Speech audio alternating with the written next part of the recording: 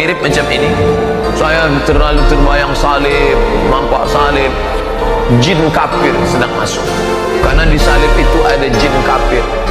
Bahwa kalau gue mungkin sebutnya ada unclean spirit, oke, di patung. Nonton di channel YouTube Daniel Mananta Network. Begitu sulit lupakan duit. Wow, gempar, dimana banyak orang-orang yang menanggapi video Daniel Mananta yang memberi kesimpulan apa saja yang dia dapatkan setelah podcast dengan UAS. Saya juga di sini yang bukan siapa-siapa ikut menanggapi narasi-narasi Daniel Mananta. Kali aja kalau saya menanggapi artis terkenal, maka video saya viewsnya sampai jutaan. Karena memang itulah yang diinginkan para YouTuber. Semakin banyak yang menonton, maka semakin banyak menghasilkan duit. Karena begitu sulit lupakan duit. Tunggu dulu teman, stop. Saya tahu nih di pikiranmu ini ya, saya tahu.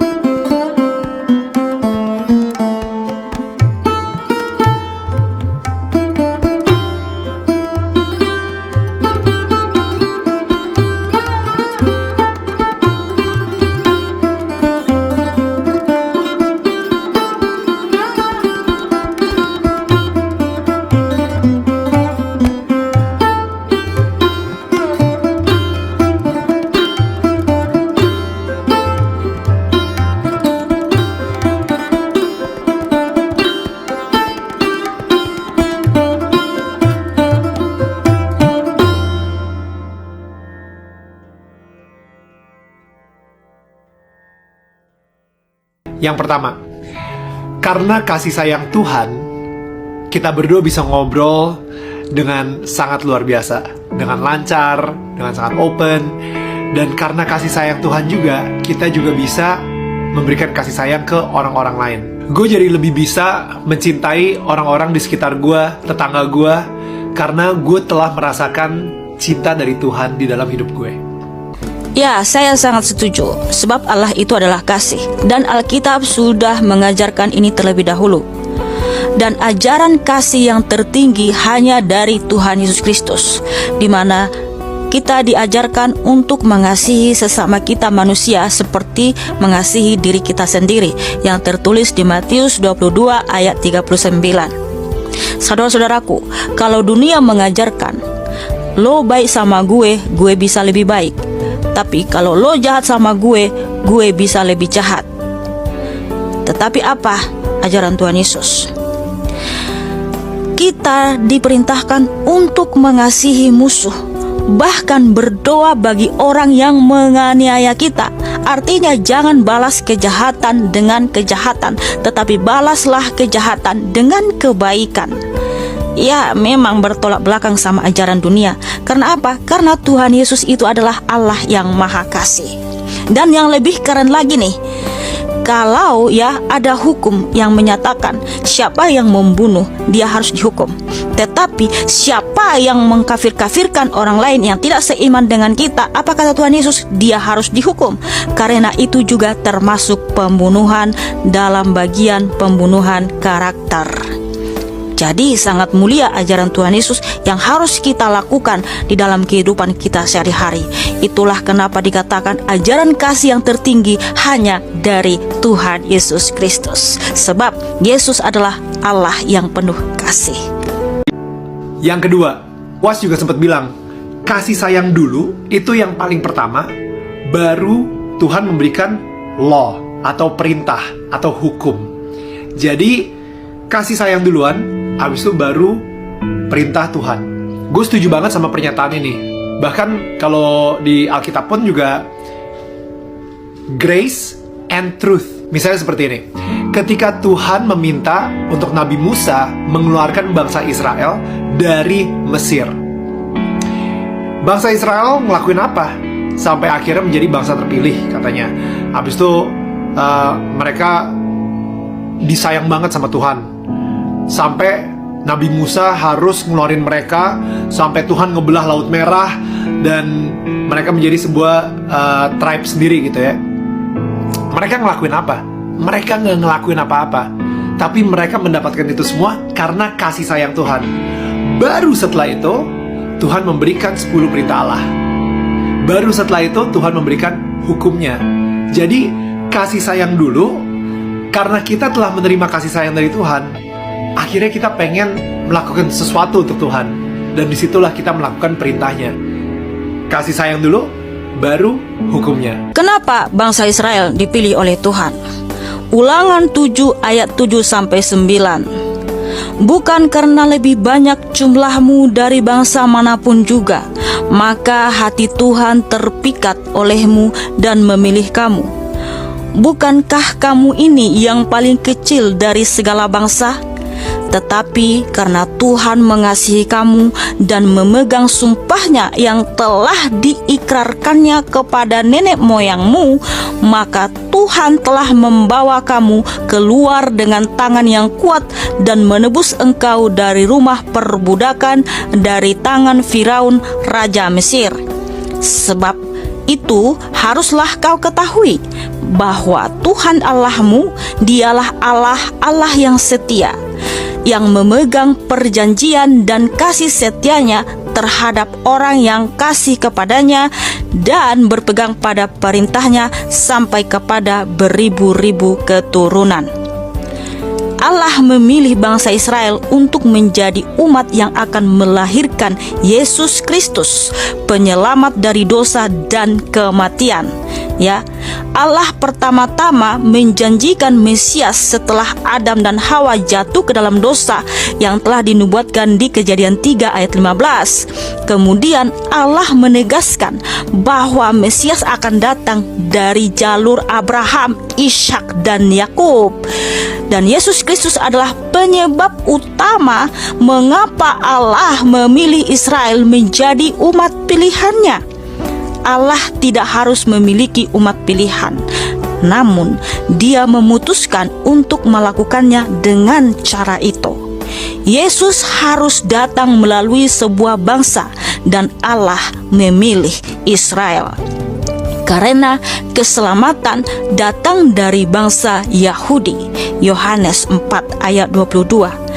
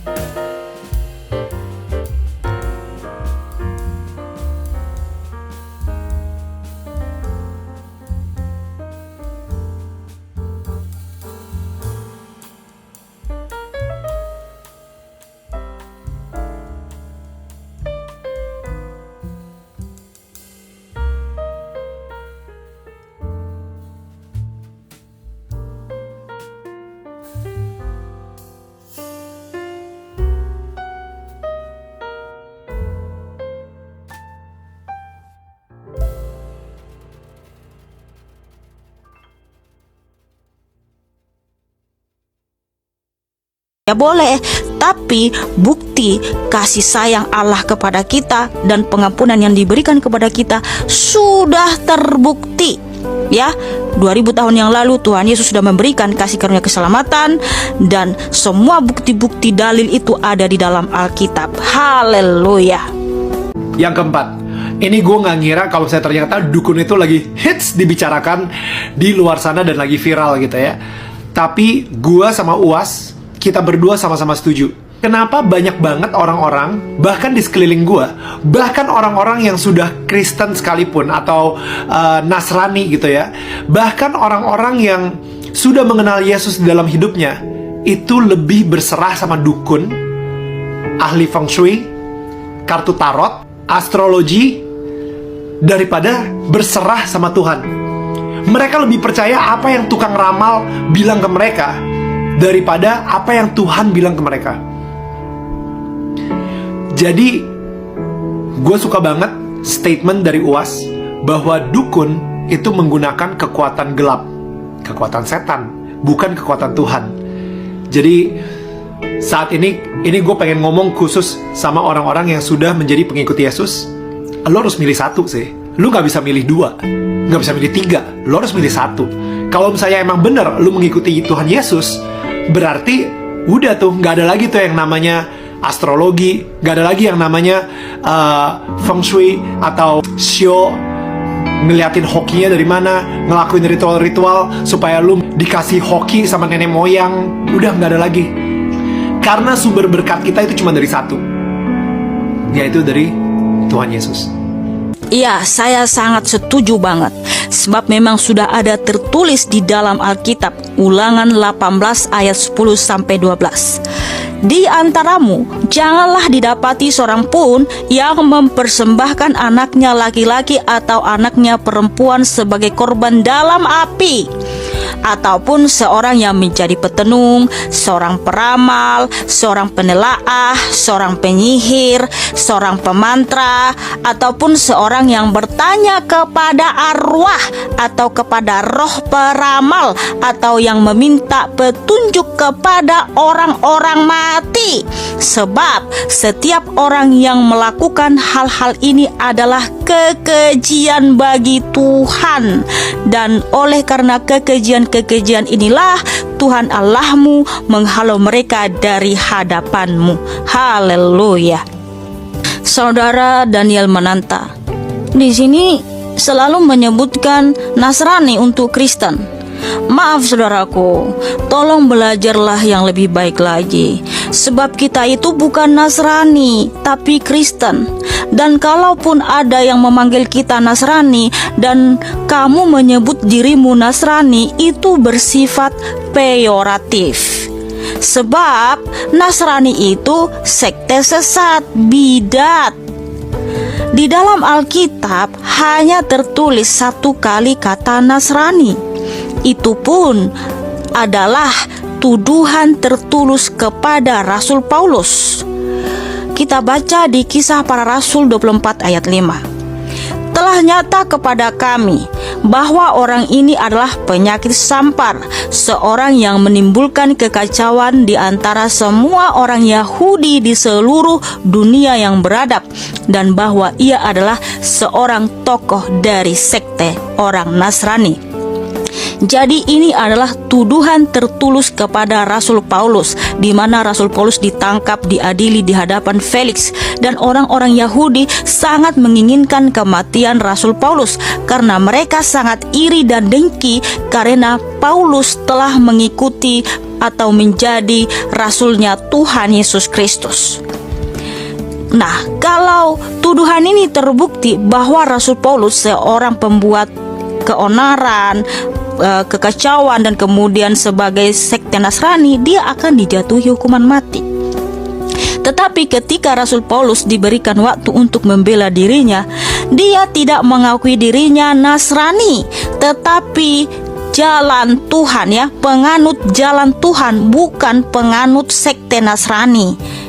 Ingat ya, Rasul Paulus tidak pernah mengakui dirinya sebagai Nasrani. Bahkan semua rasul-rasul tidak pernah menyebut diri mereka Nasrani, tetapi pengikut jalan Tuhan, kemudian disebut Kristen. Dan rasul-rasul ini bangga disebut Kristen, seperti yang tertulis di 1 Petrus 4 ayat 16. Tetapi jika ia menderita sebagai orang Kristen, maka janganlah ia malu, melainkan hendaklah ia memuliakan Allah dalam nama Kristus itu. Jadi kita adalah Kristen. Kenapa disebut Kristen? Karena perilaku rasul-rasul seperti Yesus Kristus. Jadi Kristen itu berhubungan dengan pribadi Tuhan Yesus Kristus langsung. Karena Kristen itu berasal dari bahasa Yunani Kristianos, yaitu Kristos, di mana di situ ada nama pribadi Yesus itu sendiri yang berhubungan dengan Tuhan Yesus Kristus. Yang kelima, ini mungkin sebuah kejutan kali. Ternyata gue juga setuju sama Uas soal ini. Bahwa kalau gue mungkin sebutnya ada unclean spirit, oke, di patung. Ketika patung yang dibuat oleh manusia disembah. Wait. Sebelum lo mau komentar, lo harus baca dulu. Ini again buat orang-orang yang mengakui sebagai pengikut Yesus. Oke, gue pengen kalian baca dulu Yesaya 44 ayat 13-20. Baru lu bisa komentar di bawah. Oke, lu harus baca itu dulu, baru lu bisa komentar. Sebelum lu baca itu, jangan komentar dulu. Oke, ini gue pengen ngomong kepada umat Nasrani ya. Ini tercatat di buku sejarah. Nebukadnezar itu penasaran banget seperti apa sih bentuk atau wajah dari Tuhannya bangsa Israel. Sehingga dia dengan beraninya itu masuk ke satu ruangan yang ini ruangan yang paling suci di situ, the Holy of the Holies. Ya, yang kadang-kadang kalau misalnya di perjanjian lama itu sering banget orang gak sengaja masuk meninggal langsung. Kalau misalnya dia tidak menyucikan diri dia sendiri atau menyembelih kurban gitu. Raja Nebukadnezar saat itu dengan sangat kurang ajar, dia masuk ke dalam ruangan tersebut, Holy of Holies. Apa yang dia lihat? Apa yang dia temukan? Tabernakel, di atasnya ada kayak malaikat cherubim. Dan habis itu malaikat cherubim itu ada dua. Ngejagain apa? Ngejagain siapa? Dia ngelihat kiri kanan.